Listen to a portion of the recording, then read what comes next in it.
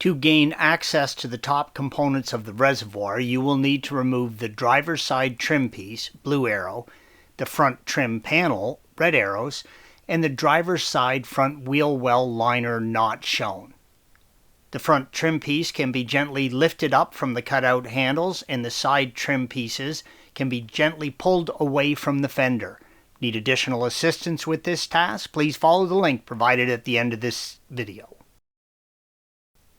To gain access to the reservoir, you will need to remove the back section of the driver's side wheel well liner.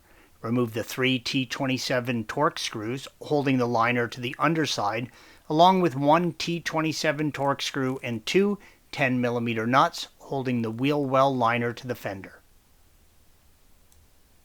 If you are replacing a cracked reservoir, chances are there is no liquid in the reservoir to be drained out.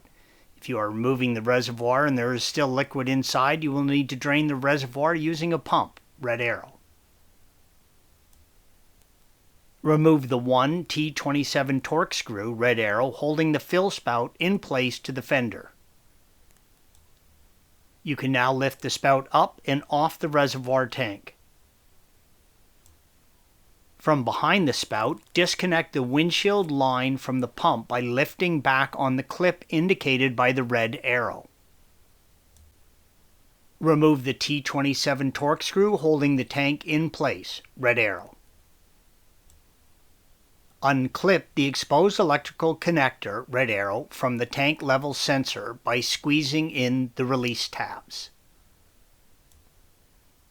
With everything that we can currently access disconnected, grab the reservoir and wiggle the tank slightly up and down as you pull it forward.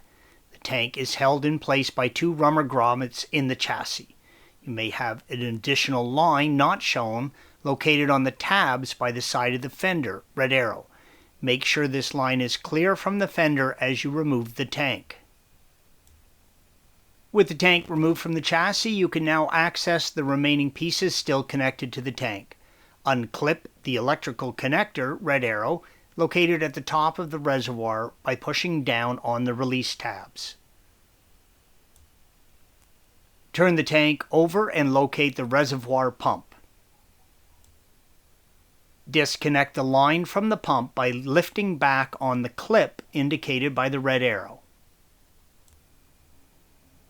Unclip the electrical connector, red arrow, from the pump by gently rotating a flathead screwdriver in the release tab.